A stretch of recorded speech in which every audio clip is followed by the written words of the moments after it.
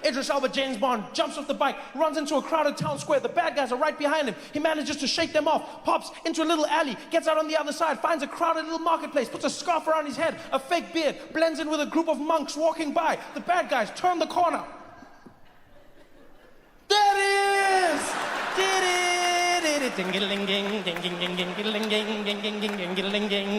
James Bond manages to shake them off, gets into another group of areas, pops out on the other side, finds a transportation hub, gets into a bus, the bus goes one way, gets into a tram, the tram goes the other way, the bad guys turn the corner.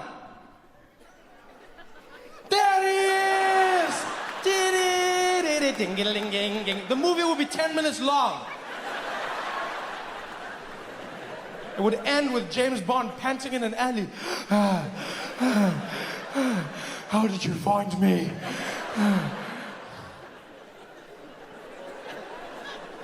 We would lose so many epic scenes. Like that moment where James reveals his name. You know that scene in the casino we always wait for? Him dressed in the tux, playing a high-stakes game of baccarat. See Idris Elba walking over to the bartender now to place that iconic order. Bartender, I'll take my martini shaken, not stirred. The name's James Bond? I know.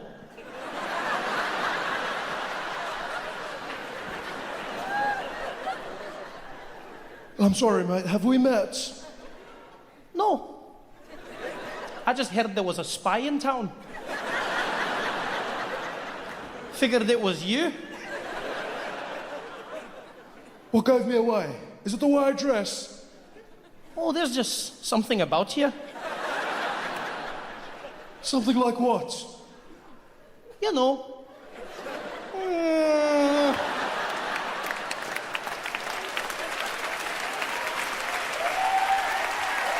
Hey guys, thanks for watching.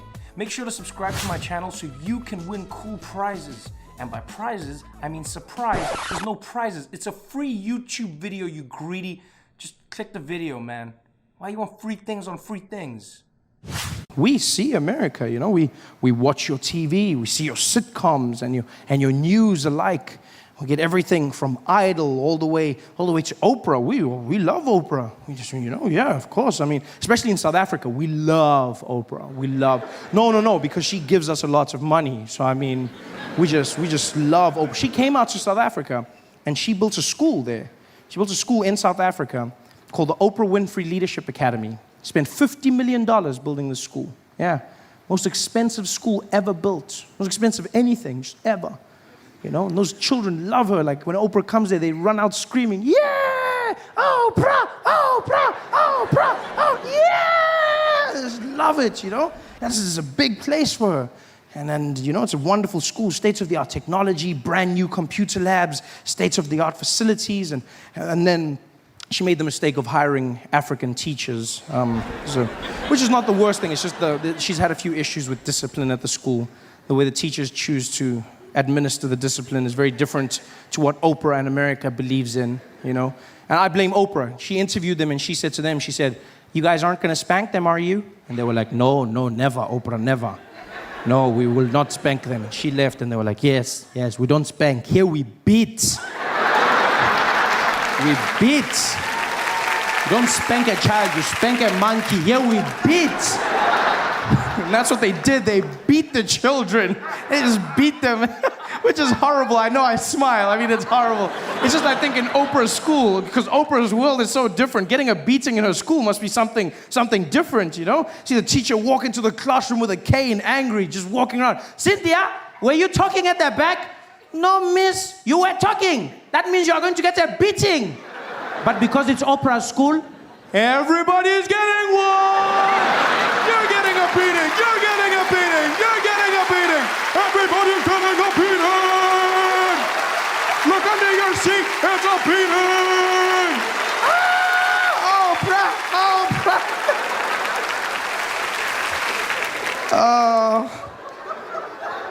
Oh, I'm going to hell for that joke. But that's, you know, we see you guys.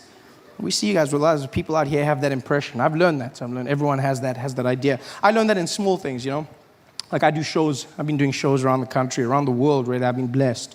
And I remember one day, I'm in LA, and I'm doing a show, and we're sitting backstage, and this comedian comes in to the backstage area, and he's got a list of all the guys that are performing. And so he looks around, and he looks at the darkest guy in the corner, just the blackest guy he could find, and he goes, "Hey, yo, you the dude from Africa?" And the guy looks up, and he's like, "Nah, man, I'm from Detroit." He's like, "All right, my bad. Yo, okay, Detroit, yeah, you, okay, cool, LA, okay, cool. And then he looks at me for a second, does a quick calculation, and he's like, and then he looks and he goes, "Yo, where you from, man?" I said, I'm from South Africa. He's like, oh, you the dude? Oh, damn, man, damn, I didn't even know they got, you the dude from Africa? Man, I didn't even know they got light-skinned niggas out there, man. Damn, yo, that's the motherland, man. That's the motherland. And all of a sudden, he just started giving me this speech. He was like, "Man, that's where we gotta be, man. That's the motherland out there, man. Yeah, I got to get out there, man. I got to go home, man. You heard? I got to go home. Man, you tell them, all right? You tell them. You tell them I'm coming home, all right?" And I was like, "No, we're not waiting."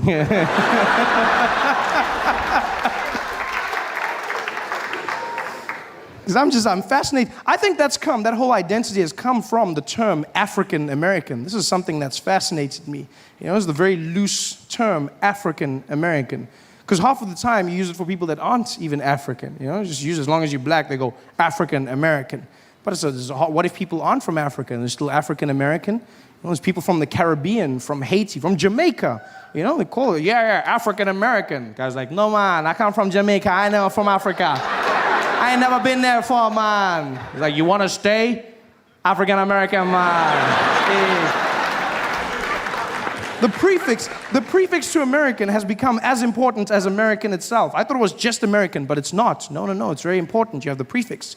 You have African American. You have others like Latin or Mexican American. You have Asian American.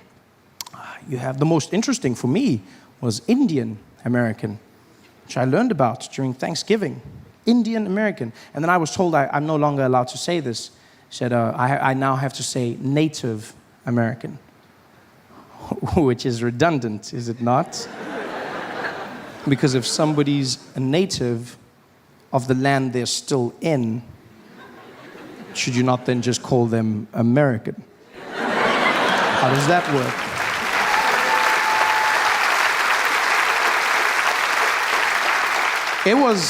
It was the strangest conversation to have, sitting around carving the turkey and just going, I don't understand. I can't say Indian American. He's like, "No, Trevor, you look, you don't want to say that. You want to say Native American. It's a better term." I go, "Oh, well, who called them Indian American?" Well, we did.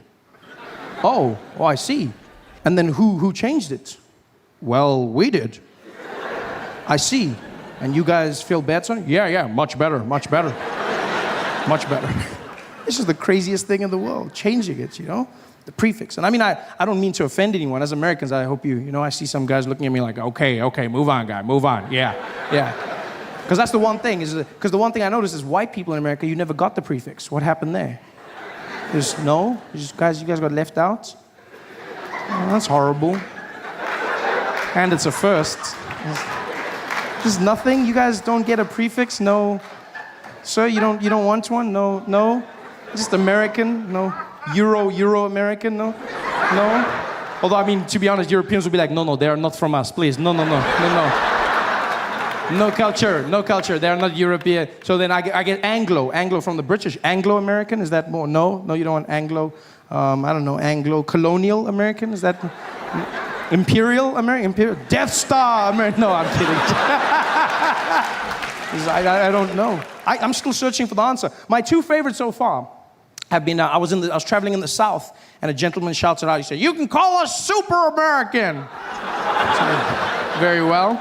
And my favorite was a man in Atlanta who looked at me and he said, "Why don't you call us Honky American?" And I'd never heard of that term. I'd never heard of the word honky before. Because isn't honky the same thing you use for like your car? That's like, and the thing that clowns use, honk honk, that's honky. That's the most honky American. That sounds like a bad children's character for white imperialists, It's like there's Barney, there's Ronald McDonald, and there's honky. This is like, he's coming out singing to all the white kids, it's honky, he's gonna teach you how to be white honky, it's honky. Remember kids, white is right, it's honky. It's the craziest thing ever, honky. I really don't, please don't get offended. If you're American and you're offended, I really hope that I'm not offending you. I mean this because I am scared of you. No, really. The world, you don't understand. The world is shit scared of America. Like America, because you guys, you've been fighting wars since World War II? You guys haven't stopped. Like America, no, it's true. America's just like the most badass. America's like that really buff guy on the beach, just like not messing around, just walking around. Just like, you do not mess with America. It's like, if America catches you building a sandcastle, like, what are you doing? No, America, it's not what it looks like. It's like, ah! Ah! The only time people build sandcastles is when they're gonna attack. Stop that! Is that a bucket? No! America's like, America's that super, because you guys have the best army in the world, and you just, America's that big guy that walks down the hallway, and the rest of the countries just stand on the side. Just like, don't make eye contact, don't make eye contact, don't make eye contact, don't make eye contact. And as America walks past, like, America's like, what was that? What was that? Iran! Did you fart? No, America, I'm sorry. Yes, I fart just a little bit. I'm sorry, America. Iran, were you farting at me? No, America, no, I don't fart at you. I just fart just by myself. Just fart on the back, not to the front. To the front, I say sorry. Please, America. Iran, was that a nuclear fart? No. Not nuclear fart, just beans. Lots of beans fart. Beans. No nuclear, America. Please. I want to come in there. No, don't come in, America, please. Just fart. I'm sorry. It's just, we're afraid of you. Don't understand. The whole world is afraid of you guys, Because you guys have been fighting, and for a lot of good in the world as well. Don't get me wrong, That's why you guys are so proud of your troops. Yeah, like the troops, right? You guys love the troops. Give it up for the troops. Yeah. Because I've learned in the biggest democracy, you need your troops. That's why the troops are so high up in America, so respected. The troops. They're not number one, though, in the rankings. I'd say number one is more sports. Sports is the highest thing. No, sports is the biggest thing in America. Like, that's just number one. It would be, troops is up there, though. So I would say the rankings would be sports, the Kardashians, the president, then the troops. That would be, because you guys love the Kardashians. Like, let's be honest, like Americans are just, I've never seen anything like it. Guys like, did Kim get home okay? Did she? Yeah? Okay, go. Yeah, check on Obama. Okay, cool. All right. Just, that's the ranking. But sports is just not, wow. You guys love your sports out here. I've never seen more focus put on sports anywhere else in the world. Americans love their sports back to front. You analyze them, you worship them, you watch the game before the game, you watch the game after the game. You talk about what might happen in the game, you talk about what's happening in the game, and then you talk about what happened in the game and what could have and might have but didn't happen in the game. It's just the craziest thing I've seen in my life. It's all about statistics. Have you seen sports in America? Non-stop. Guys just come out there. There's no time for smiles or anything. Just come out. And ladies and gentlemen, welcome to it. It's the 2012 Miami Heat up against the OKC. This is the greatest final we've been waiting for in the NBA Finals. LeBron James leading his team out here, averaging 30 points, double-double every single game, 10 points per game, just in assists alone. This man is just something else. 90% from the free throw line. He's just gone in. He's statistically gotten better. His team coming in with more. Chris Bosh coming in with more assists, really doing well in the last game. Just like, wow. Numbers, stats. You guys know everything, every stat. Well, I mean, he's got 4 out of 5, and I mean, if you look at that statistic alone, it looks like he should be getting forward. He should be, and then it's just crazy. You know everything, and then you switch over to like your business channels and your economy, and you're like, what's happening in the economy this year, Bob? Well, nobody knows. I mean, nobody knows. Yeah.